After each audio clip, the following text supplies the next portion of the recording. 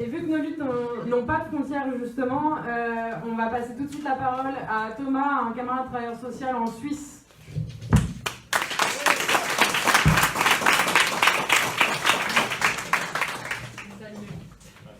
Merci.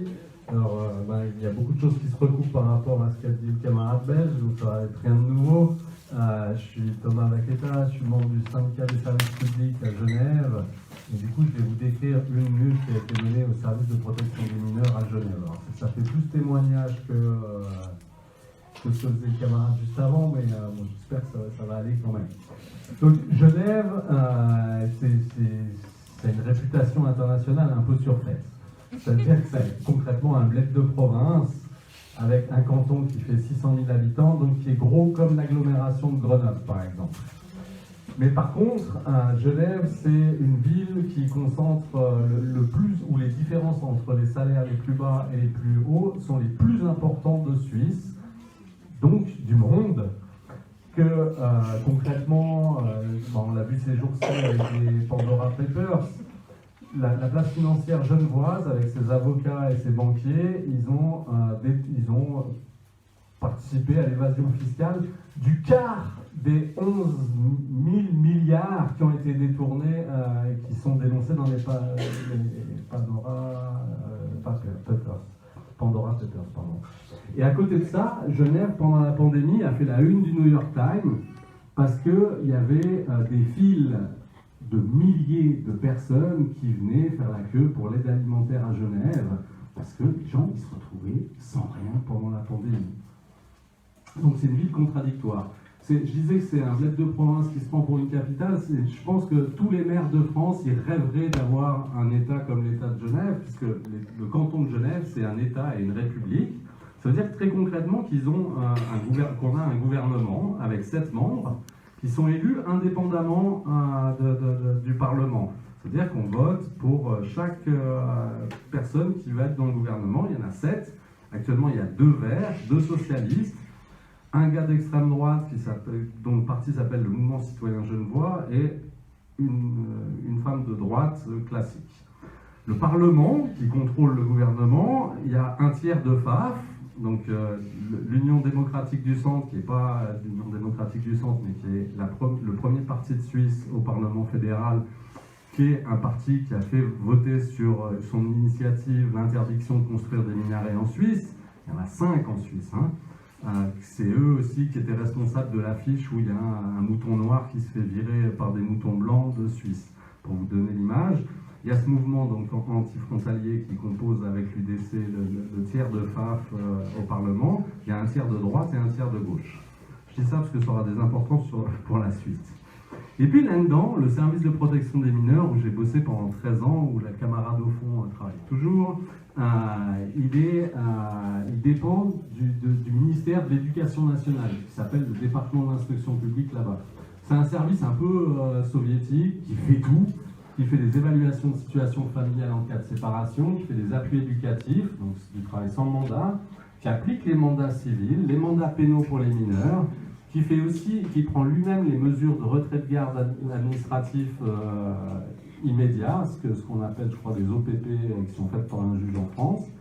On fait de l'orientation, on s'occupe aussi des tutelles pour les requérants mineurs non accompagnés, etc. etc. C'est un service qui est composé de 150 salariés, dont 3/4 de femmes, avec une bonne partie de travailleurs frontaliers français et suisses qui habitent de l'autre côté de la frontière, et puis les travailleurs sociaux s'appellent maintenant des intervenants en protection de l'enfance, qui ont à charge 60 familles chacun. C'est un service qui est traumatisé comme d'autres par le drame d'un bébé qui est mort parce qu'il y a eu un loupé avec les flics et que finalement on a trouvé le bébé mort. Donc ça c'est un truc qui met la presse dans ce service depuis des années. C'est un service sous-syndicalisé. Moi quand je suis arrivé, j'arrivais de Seine-Saint-Denis, je travaillais à Aubervilliers comme éducateur de rue. J'ai demandé le bureau du syndicat, on m'a dit non, il n'y a pas de syndicat ici. Donc voilà, il y avait une délégation du personnel qui était très collaborante avec la direction, qui discutait sans fin avec la direction.